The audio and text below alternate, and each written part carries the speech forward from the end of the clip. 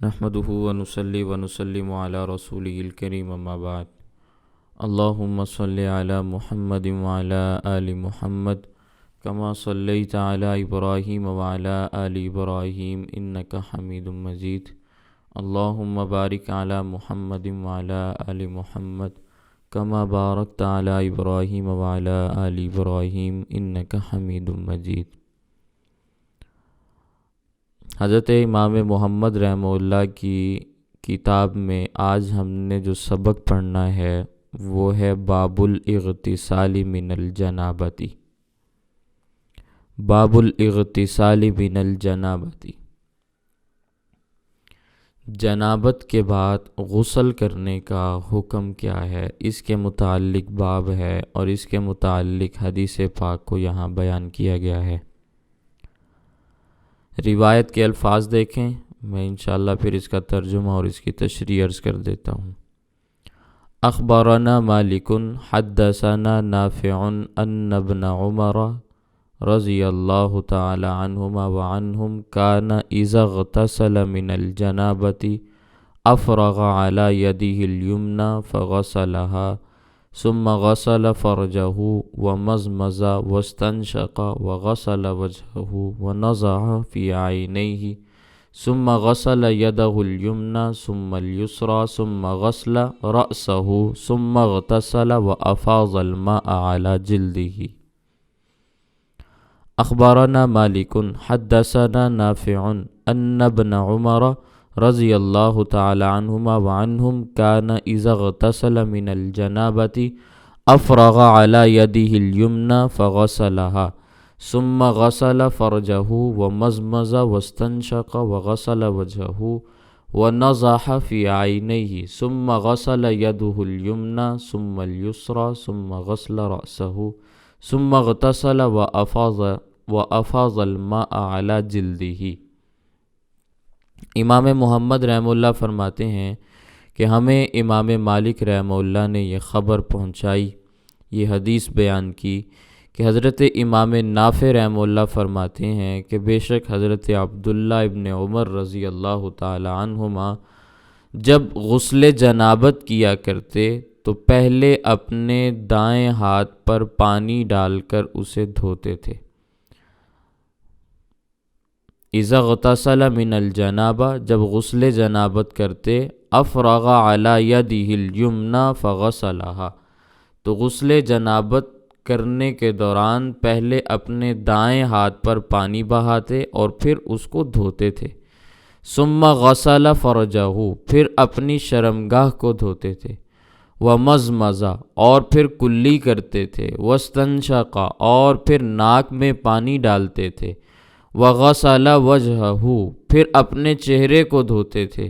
ونضح فی عینیہ، اور پھر اپنی آنکھوں میں پانی کے چھینٹے مارتے تھے۔ ثم غسل یدہ الیمنی، پھر اپنے دائیں بازو کو دھوتے۔ ثم الیسری، پھر بائیں کو دھوتے۔ ثم غسل رأسہ، پھر اپنے سر پر پانی ڈالتے۔ ثم اغتسل، پھر سارے بدن کو دھوتے۔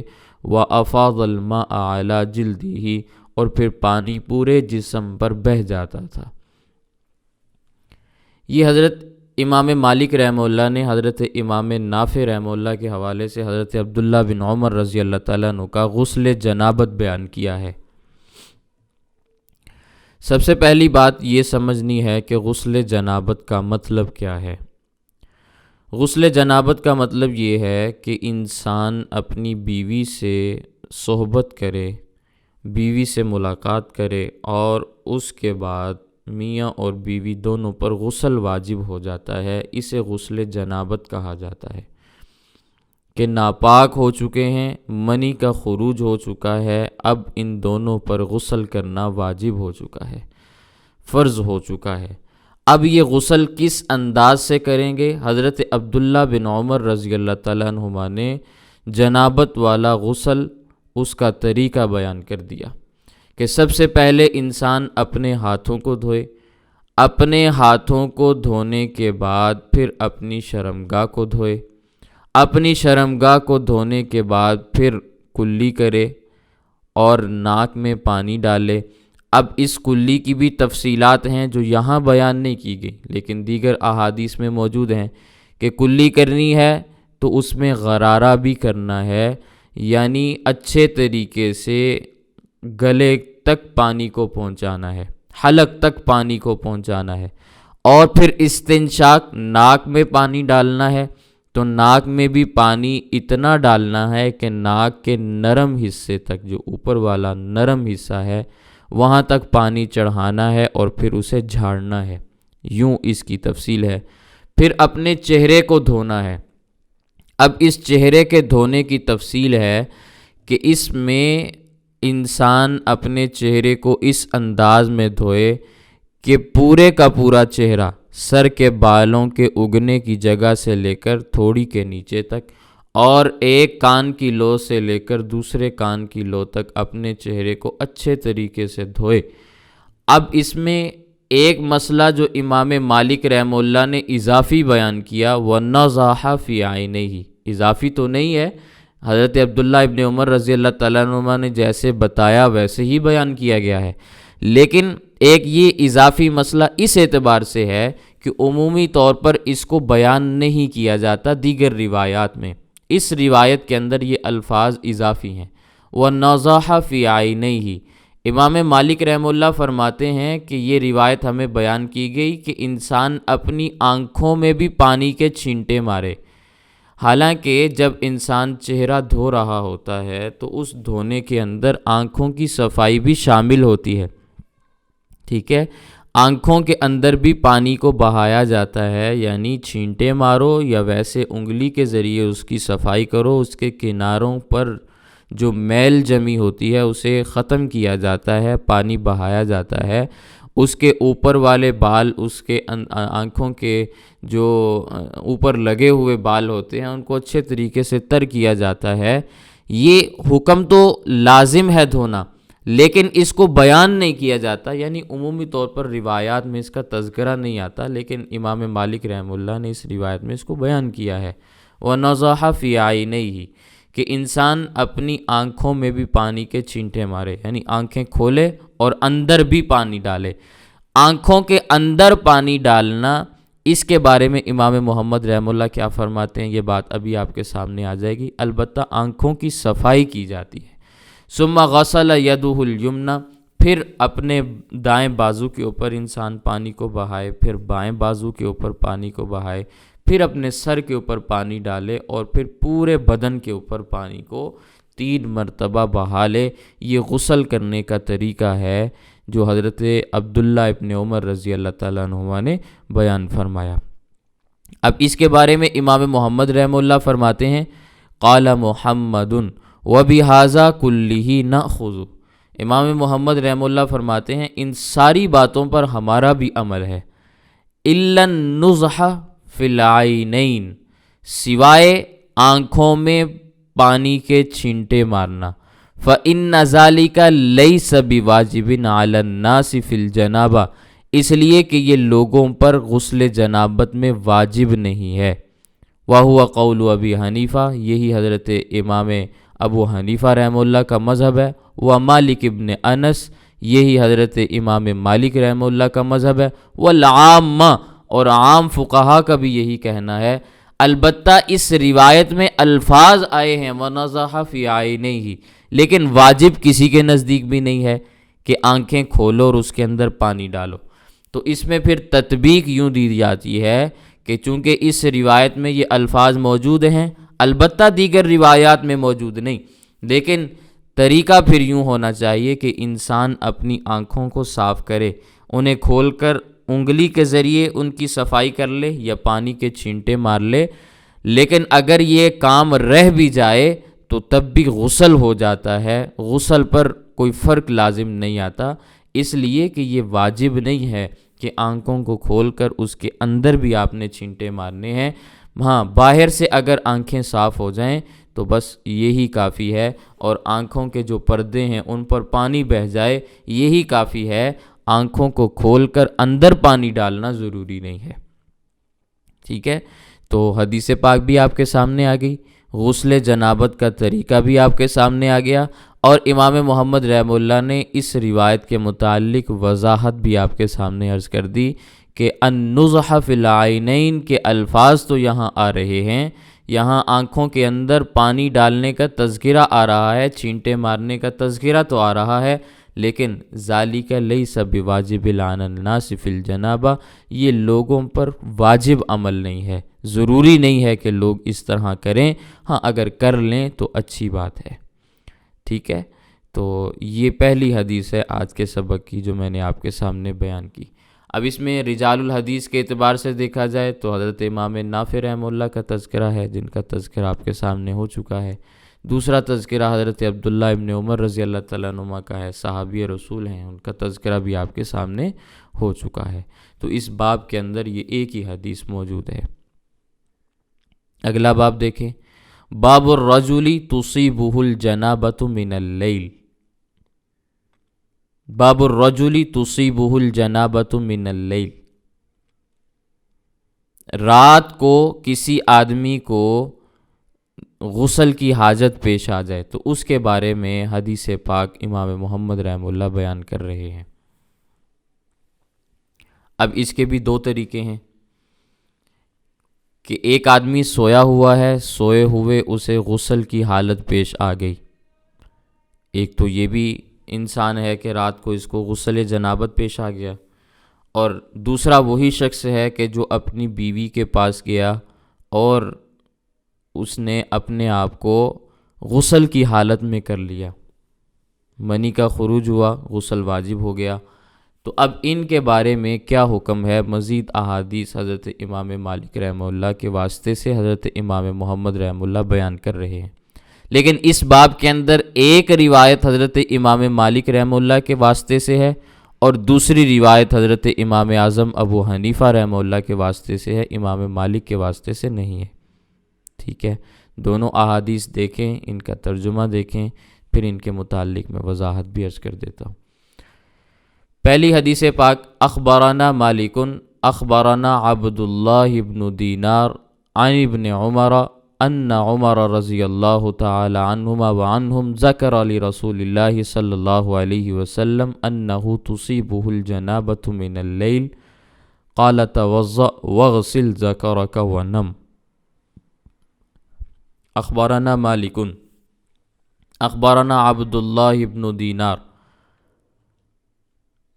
عن ابن عمر رضی اللہ تعالی عنہما ان عمر رضی اللہ تعالی عنہ ذکر لرسول اللہ صلی اللہ علیہ وسلم انہ تصیبہ الجنابۃ من اللیل قال توضأ واغسل ذکرک ونم۔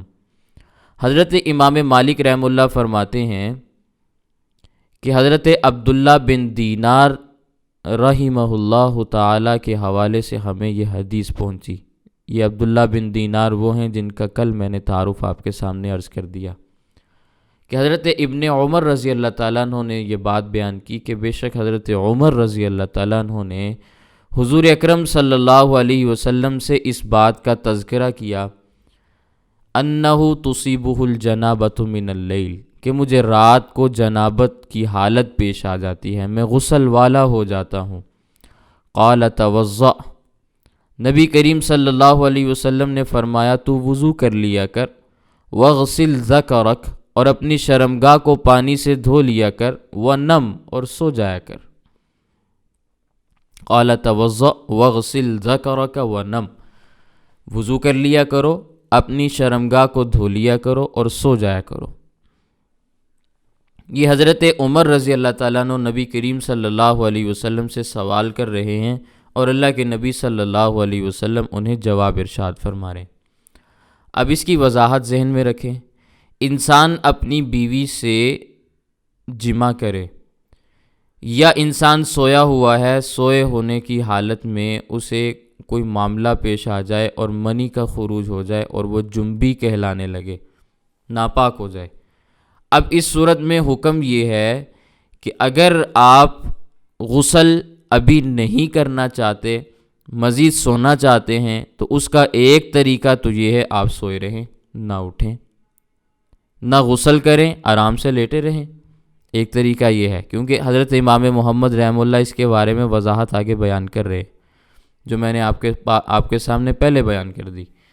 دوسرا طریقہ جو روایت میں موجود ہے وہ یہ ہے کہ اگر معاملہ پیش آ گیا ہے تو انسان وضو کرے۔ یہاں وضو سے وضو صلاۃ مراد نہیں، وضو لغوی مراد ہے، ہاتھ دھو لے، کلی کر لے، ٹھیک ہے، اور اگر چہرے پر پانی ڈالنا ہے تو ڈال لے، نہیں ڈالنا تو چھوڑ دے، کوئی حرج کی بات نہیں، اور اپنی شرمگاہ کو دھو لے، اپنی شرمگاہ کو دھو لے، پیشاب کر لے، شرمگاہ کو دھو لے، اور پھر واپس آ کر سو جائے، صبح اٹھے اور غسل کر لے۔ دوسرا طریقہ یہ ہے جو اس روایت میں بیان کیا گیا۔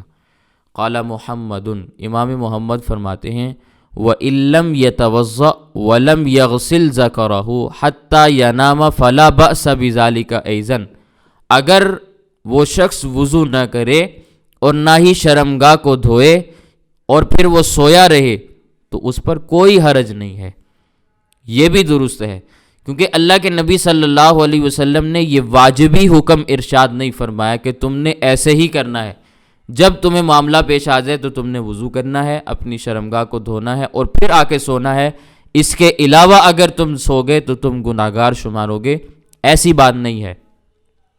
اسی لیے امام محمد رحمہ اللہ فرماتے ہیں اللہ کے نبی صلی اللہ علیہ وسلم نے طریقہ تو بیان فرمایا، اور بہتر عمل یہی ہے کہ انسان یوں ہی کرے کہ وضو لغوی کرے، اپنی شرمگاہ کو دھوئے اور اس کے بعد سو جائے، صبح اٹھے تو صبح اٹھ کے غسل کر لے۔ لیکن امام محمد رحمہ اللہ فرماتے ہیں اگر وہ وضو نہیں کرنا چاہتا اور اپنی شرمگاہ کو بھی نہیں دھونا چاہتا، ایسے ہی سونا چاہتا ہے تو کوئی حرج کی بات نہیں، ایسے بھی سو سکتا ہے، گناہ نہیں ملے گا۔ یہ وضاحت امام محمد رحمہ اللہ نے بیان کی، اور یہ تمام فقہا کے نزدیک یوں ہی مسئلہ ہے، ایسا نہیں ہے کہ حضرت امام محمد رحمہ اللہ نے کوئی خاص اپنے مذہب کی نشاندہی کی ہے، سبھی ائمہ کے نزدیک یہی مذہب ہے۔ دوسری روایت جو حضرت امام اعظم ابو حنیفہ رحمہ اللہ کے واسطے سے بیان کی وہ دیکھیں۔ قال محمد، امام محمد رحمہ اللہ فرماتے ہیں اخبرنا ابو حنیفہ ان ابی اسحاق السبیعی ان الاسود بن یزید ان عائشہ رضی اللہ تعالی عنہ قالت کان رسول اللہ صلی اللہ علیہ وسلم یصیب من اہلہ ثم ینام ولا یمس ماء فإن استيقظ من آخر الليل عاد واغتسل۔ اخبرنا ابو حنیفہ ان ابی اسحاق السبیعی ان الاسود بن یزید ان عائشہ رضی اللہ تعالی عنہا قالت کان رسول اللہ صلی اللہ علیہ وسلم یصیب من اہلہ ثم ینام ولا یمس ماء فإن استيقظ من آخر اللیل عاد واغتسل۔ امام محمد رحمہ اللہ فرماتے ہیں ہمیں حضرت امام اعظم ابو حنیفہ رحمہ اللہ نے یہ حدیث بیان کی، انہوں نے ابو اسحاق السبیعی سے یہ روایت سنی، انہوں نے حضرت اسود بن یزید رحمہ اللہ تعالی جو تابعی ہیں، حضرت عائشہ کے شاگرد ہیں، ان سے روایت سنی، وہ حضرت عائشہ رضی اللہ تعالی عنہا سے یہ روایت بیان کرتے ہیں کہ حضرت عائشہ فرماتی ہیں کہ رسول اللہ صلی اللہ علیہ وسلم رات کو اپنی بیوی سے ہم بستری فرماتے، یصیب من اہلہ، اپنی بیوی کے پاس تشریف لے جاتے، ہم بستری فرماتے، بیوی کے پاس تشریف لے جانے کا یہ مطلب ہے، ثم ینام، پھر سو جاتے، ولا یمس ماء، پانی کو نہیں چھوتے تھے، پانی کو نہیں چھوتے تھے، یعنی نہ شرمگاہ دھوتے اور نہ ہی وضو لغوی فرماتے، دونوں صورتوں میں پانی کو چھونا لازم آتا ہے، تو یہ کام نہیں کرتے۔ فَإِنِ اسْتَيْقَظَ مِنْ آخِرِ اللَّيْلِ، پھر رات کے آخری حصے میں جب بیدار ہوتے، عادہ، دوبارہ ہم بستری فرماتے، وَاغْتَسَلَ، اور پھر اس کے بعد غسل فرمایا کرتے تھے۔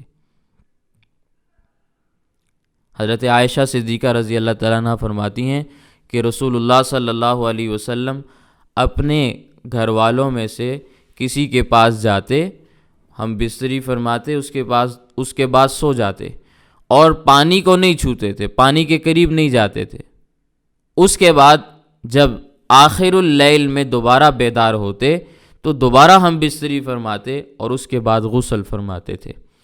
قال محمد، امام محمد رحمہ اللہ فرماتے ہیں हाज़ल हदीस अरफ़क़ बिन्नास वहुव क़ौलु अबी हनीफ़ा रहिमहुल्लाह ताला, कि इस आखिरी हदीस का अमल लोगों के लिए ज़्यादा आसान है। हाज़ल हदीस अरफ़क़ बिन्नास, ये इमाम आज़म अबू हनीफ़ा वाली हदीस ये लोगों के लिए ज़्यादा आसान है, और यही इमाम आज़म अबू हनीफ़ा का मज़हब भी है। अब देखें, अल्लाह के नबी सल्लल्लाहु अलैहि वसल्लम का एक अमल है और एक कौल है। कौल के मुताबिक अमल करना हो तो इसकी भी गुंजाइश है। कभी अल्लाह के नबी सल्लल्लाहु अलैहि वसल्लम ऐसा भी फरमाते थे कि गुस्ल नहीं फरमाते थे, लेकिन पानी से हाथ धो लेते और शर्मगाह को धो लेते, उसके बाद आराम करते और सुबह को गुस्ल फरमाते। और कभी अल्लाह के नबी सल्लल्लाहु अलैहि वसल्लम पानी को छुए बगैर ऐसे ही सो जाते और आखिरुल लैल में उठते, दोबारा से जिमा करते और उसके बाद गुस्ल फरमाते थे। तो दोनों रिवायात मौजूद हैं। इसीलिए इमाम मोहम्मद रहमतुल्लाह ने फरमाया कि अगर वो वज़ू न करना चाहे, गुस्ल न करना चाहे, अपनी शर्मगाह को न धोना चाहे और ऐसे ही सोना चाहे, फला बासा बिज़ालिका इज़न, तो कोई हरज की बात नहीं, इसलिए कि दूसरी रिवायत भी मौजूद है। मसला तो वाज़े हो गया, लेकिन एक मसला वो भी ज़हन नशीन कर लें। अगर कोई शोहर अपनी बीवी से जिमा करना चाहे 2 मरतबा एक ही रात में, तो इसकी गुंजाइश मौजूद है। इसके लिए ये लाजिम नहीं है कि इंसान पहले हालत तहारत में हो, यानी पहले उस पर गुस्ल फ़र्ज़ ना हुआ हो और फिर वो अपनी बीवी के पास आए, ये ज़रूरी नहीं है। अगर पहले भी वो नापाक है और उसी नापाकी की हालत में दोबारा से अपनी बीवी के पास आना चाहे, तो इस पर भी नबी करीम सल्लल्लाहु अलैहि वसल्लम का अमल मुबारक मौजूद है। आपके सामने उसका तज़किरा आ गया है। उसके बाद गुस्ल करना चाहें तो गुस्ल करें, ज़ाहिर है गुस्ल तो करना है। तो ये नबी करीम सल्लल्लाहु अलैहि वसल्लम का अमल मुबारक है जिसका तज़किरा आपके सामने आ गया। तो 2 हदीसें पाक इमाम मोहम्मद रहमतुल्लाह ने, एक हज़रत इमाम मालिक के हवाले से और एक हज़रत इमाम आज़म अबू हनीफ़ा रहमतुल्लाह के हवाले से बयान की।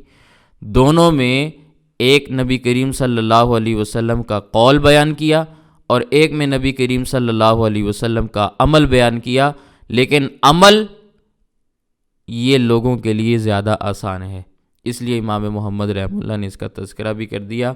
तो ये आज का आपका सबक है। इस सबक के मुताल्लिक़ किसी को कोई बात न समझ में आई हो तो वो पूछ लें। हाँ, रिजालुल हदीस के हवाले से देखा जाए तो अब्दुल्ला बिन दीनार रहिमहुल्लाह ताला ताबई हैं। इनका तारुफ़ कल मैंने आपके सामने अर्ज़ कर दिया था। फिर हज़रत अब्दुल्ला बिन उमर रज़ी अल्लाह ताला अन्हु हैं, सहाबी रसूल हैं। उसके बाद दूसरी रिवायत में हज़रत इमाम आज़म अबू हनीफ़ा रहमतुल्लाह हैं और उन्होंने रिवायत को बयान किया अबू इसहाक़ अस्सुबई, इनसे रिवायत को बयान किया। तो अबू इसहाक़ अस्सुबई, इनकी विलादत हुई है 33 हिजरी में और इनकी वफ़ात है 127 हिजरी में। ताबई हैं और नबी करीम सल्लल्लाहु अलैहि वसल्लम की अहादीस को बयान करने वाले हैं। अहले कूफ़ा में से हैं, सहाबाए किराम के शागिर्द हैं और अपने ज़माने के बहुत बड़े मुहद्दिस हैं। 127 हिजरी में इनकी वफ़ात हुई है। ये हैं अबू इसहाक़ अस्सुबई रहिमहुल्लाह ताला। इन्होंने रिवायत को बयान किया हज़रत अस्वद बिन यज़ीद रहिमहुल्लाह ताला से, जिनका तारुफ़ पहले मैंने आपके सामने अर्ज़ कर दिया था। ये अस्वद हज़रत सैयदा आयशा सिद्दीक़ा रज़ी अल्लाह ताला अन्हा के आज़ाद करदा ग़ुलाम हैं, इनके शागिर्द हैं। उन्होंने रिवायत को बयान किया हज़रत सैयदा आयशा रज़ी अल्लाह ताला अन्हा से। तो ये रिवायत आपके सामने आ गई। ठीक है, इस रिवायत के मुताल्लिक़ किसी का कोई सवाल है या किसी को कोई बात नहीं समझ में आई तो वो पूछ लें।